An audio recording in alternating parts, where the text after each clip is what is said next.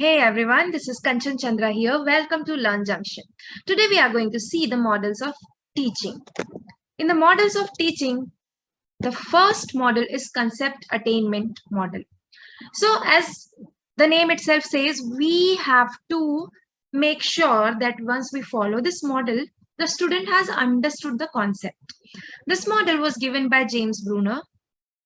Now, naturally, we humans have a tendency that wherever we go, we try to group the things, right? We try to make things easier by grouping them. For example, when we started learning about animals, we were taught that these animals are found in water, these animals are found on land, these animals can fly, right? So we tend to group, and it happens naturally because that's the easiest way that you can understand the things which are happening around in this complex world. So this same fundamental is used in this model. So humans tend to compare things and group naturally. So in this model, what does the teacher do is teacher gives different examples or different shows different pictures to the students and asks the students to compare.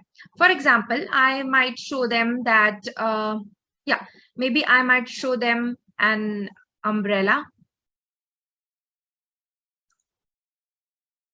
Okay, this is not a beautiful umbrella, but yes, it was an umbrella.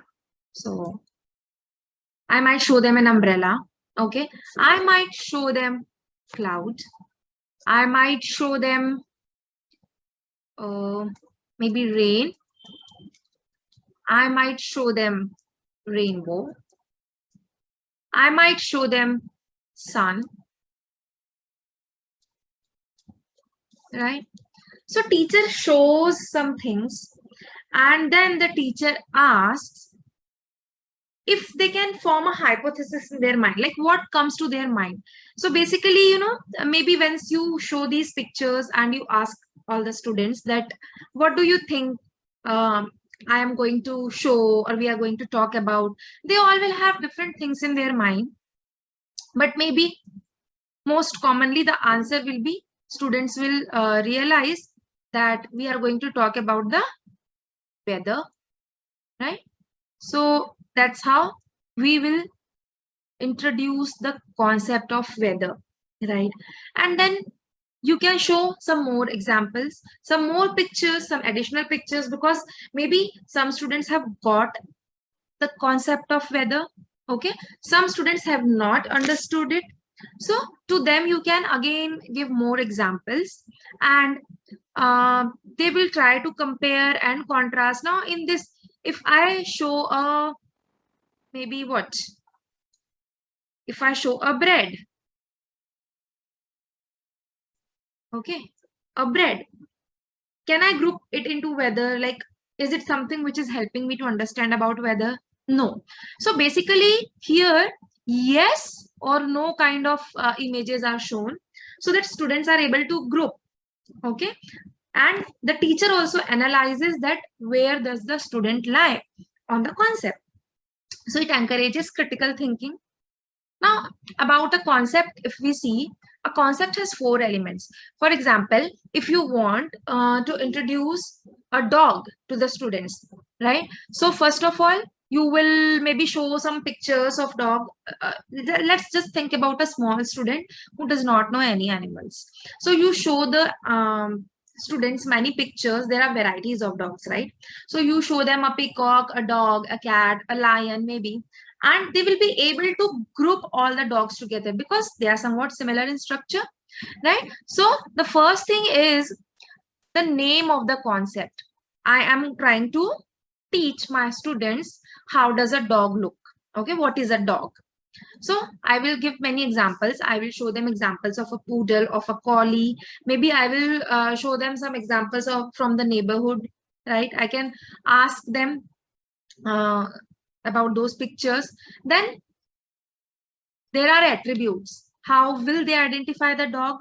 So when you interact with the students, we will see there are 3 stages. So there is a stage where you interact with the students, that how did they think about it, and how did they come to that concept. So they will discuss various factors. So we will see ki, okay, they are seeing the dog has hair, the dog has 4 legs, but 4 legs is there to every animal, right? But the dog has hair. The dog has a tail, but then cat has also a tail. But the dog barks, right? So there are many attributes. So that group of attributes make this animal a dog. Then attribute values. So the values, some can be essential, some cannot be. For example, dogs are very friendly, right? Mostly dogs are very friendly. So that is a non-essential attribute, but bark is essential. Whatever kind of dog it is going to bark. But being friendly is non-essential. So every concept will have these 4 elements. Now we are talking about the concept attainment model. So this model also has certain elements. Let's start from the focus. So when the teacher starts teaching this model, or the teacher starts to teach a concept, the teacher wishes that when the pictures are shown, when the examples are shown, the students draw a general conclusion, and then the teacher moves to a particular concept. For example, I want to teach my students about weather and climate. Okay, so I have a plan to teach them about what is weather, what is climate. But then what I will do, I will show them some pictures. Maybe I'll show them pictures of a polar bear. I will show them pictures of a maybe mountain. I will show them pictures of a snowy mountain. I will show them various pictures, right? So that they are able to identify, they are able to group. They are going to tell me, ma'am, this is a snowy mountain, polar bear will be found here, right? Ma'am, this is a lion, it will be found here. Okay, so they will come to a general conclusions by looking at the concept. Right now they do not know what is weather, what is climate, but to start with weather and climate, what I need is they should be having some basic knowledge which they can relate to their everyday life. Now syntax is basically the pointers, right? According to which you are going to go. So first of all, what you are going to do is you are going to present the data and ask them to identify the concept. So just like I said, I am going to show them many pictures, maybe many pictures of different animals, maybe many pictures of different places, and I will ask them to identify the concept. Some people might come up with a concept that I'm talking about a safari. Some people may come to a concept that I'm going to talk about the animals which are found at different places. Some students might connect it to, ma'am, you're traveling, right? You are on a vacation, or maybe to the variety of wild animals. There could be any concept, right? So the teacher's responsibility is to drive towards a particular concept, which we will see in the next, like we are going to see very soon. So presentation of data is done in the first phase. Okay, this is first phase. Then in the second phase, what do? You test the attainment of concept. Okay, so you give some additional examples and you just try that, are everyone able to get to that concept? And then the third one is analysis of thinking strategies, which I was talking about in the previous page, right?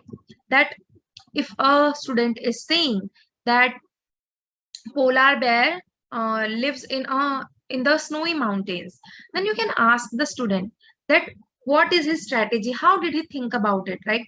How did he feel it will live in snow? Maybe he will say, ma'am, the polar bear is white in color, ma'am, the name says polar, right?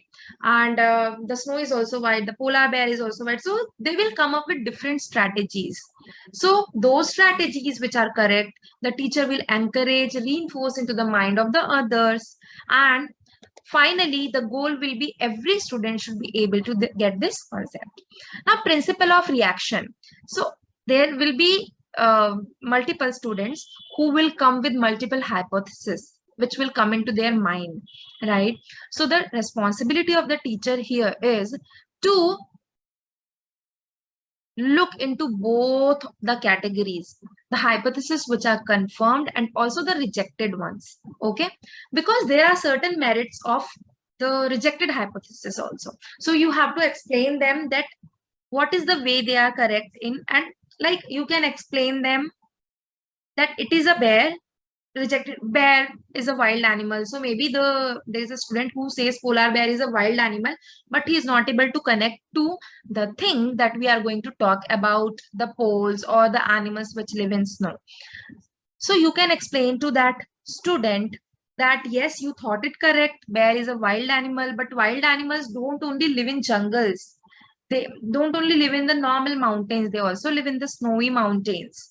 Okay, so you have to encourage, you have to reinforce to every kind of student, and you have to give more examples after explaining.